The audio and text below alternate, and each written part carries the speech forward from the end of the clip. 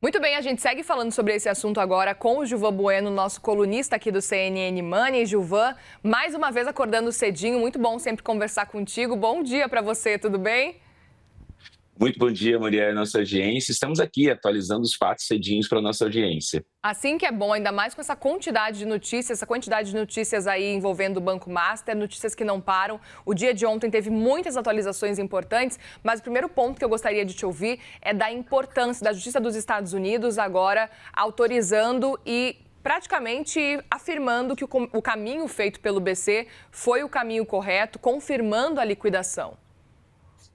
Olha, a primeira questão aqui é entendermos essa questão dos Estados Unidos com a vitória parcial.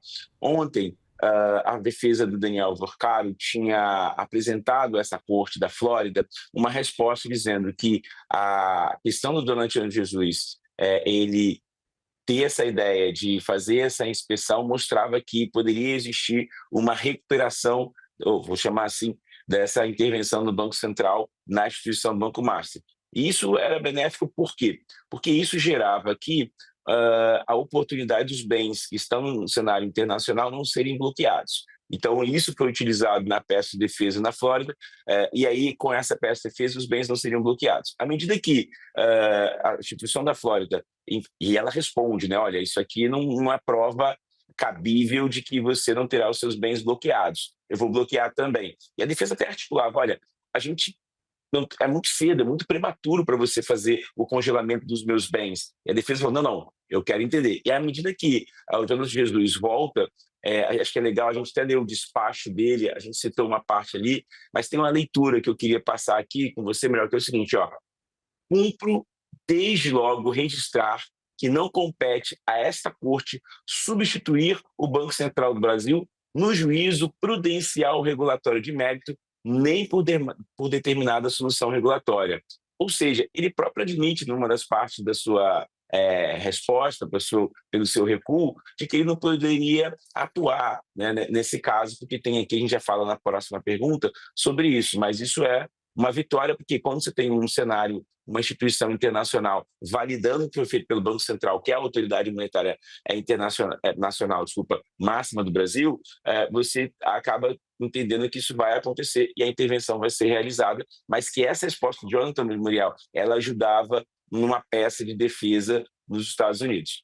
Pois é, e aí aproveito também, Gilvan, para te perguntar se isso pode auxiliar no processo dos credores, porque o liquidante não mandou aquela lista ainda com o nome de todo mundo que precisa ser ressarcido por parte do Banco Master. A gente sabe que essa lista não é pequena, os valores não são pequenos também, e naturalmente o FGC geralmente recebe essa lista 30, 45 dias no máximo, né, depois da liquidação de um banco. Não é o caso, a gente está indo já para 50 dias, passamos já dos 50 dias da liquidação do Banco Master e ainda não temos essa lista dos credores. Você acha que com esse movimento feito pela Justiça dos Estados Unidos, isso pode ajudar a acelerar esse processo?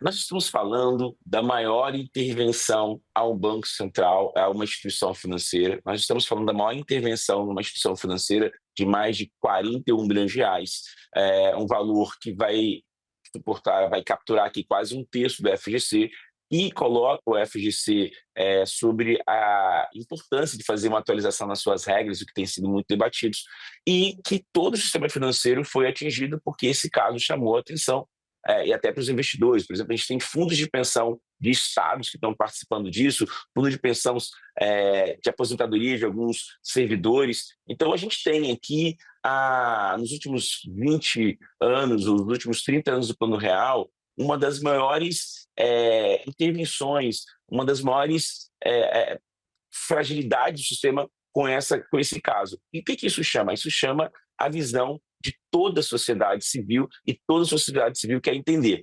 E logo assim que esse caso, a intervenção do Banco Master aconteceu, nós tivemos o ministro Dias Toffoli querendo fazer ali uma acariação, chamando o Banco Central para isso. Isso trouxe uma repercussão muito grande. As pessoas falam, mas o que aconteceu? Não é o Banco Central, não é a Lei 4595 de 1964, que fala que o Banco Central é a autoridade máxima. Tem uma outra lei também, a Lei 6.024, de 1976, fala que o direito de fazer uma intervenção ao Banco Central. Nós não temos essas duas leis aqui prontas, apoiando o Banco Central. Como assim? E logo depois do ministro, nós tivemos aqui o TCU. Então, esses dois movimentos, eles acabaram retardando essa lista. E o que está acontecendo na demora dessa lista? Como o prazo ficou dilatado, os investidores estão tendo rentabilidades menores para o CDI, porque o tempo passou e, à medida que o tempo vai passando, essa rentabilidade da valorização dos ativos está caindo. Isso foi muito comentado por diversos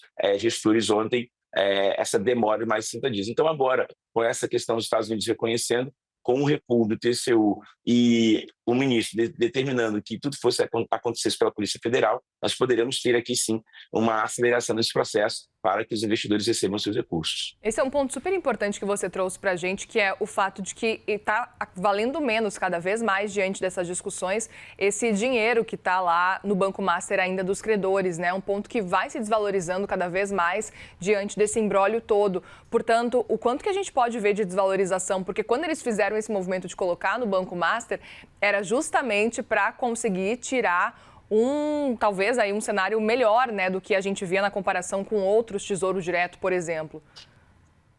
Muriel, aqui a gente tem que voltar lá em 2007, 2008, um ano muito difícil para os bancos menores. O Fundo Garantidor de Crédito era algo em torno de R$60 mil.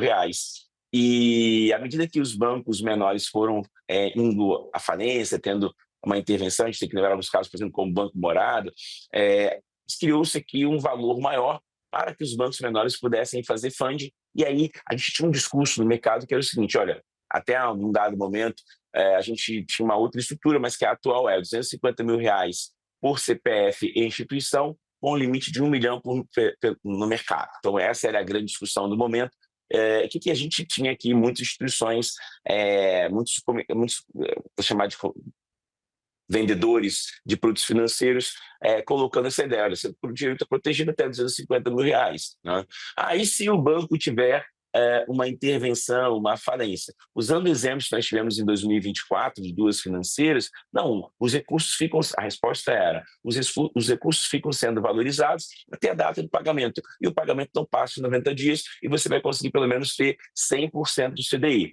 Alguns gestores ontem mostraram que a rentabilidade estava algo em torno como 80% do CDI, 80% do CDI, 85% do CDI, porque você tinha essa redução, ou seja, você sendo daquele patamar de 100% do CDI, em alguns momentos, devido à tributação, você tem a rentabilidade igual à poupança. Então, essa, para te responder de maneira objetiva, em alguns casos, você está tendo uma rentabilidade igual à poupança, 80% do CDI mais ali a tributação de 22,5% ou 20%, você vai ter uma rentabilidade igual à poupança. Então, esse é o impacto dessa demora.